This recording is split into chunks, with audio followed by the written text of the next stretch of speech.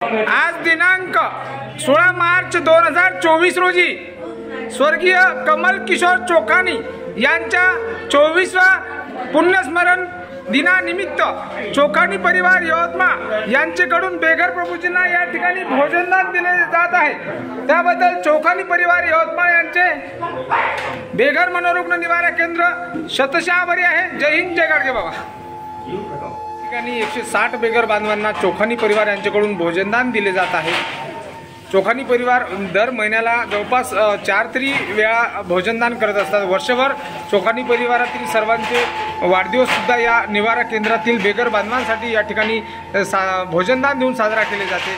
आज सुद्धा स्वर्गीय कमल किशोर चोखानी यांच्या 24व्या पुण्यस्मरण दिनानिमित्त या ठिकाणी 160 बेघर बांधवांना सुंदर असं चवदार घरून स्वयंपाक करून या ठिकाणी दिला जातो आहे। त्याबद्दल चोखानी परिवारांचे बेघर मनोरुग्ण निवारा केंद्र यवतमाळ शतशः आभारी आहे। जय हिंद, जय गाडगे बाबा।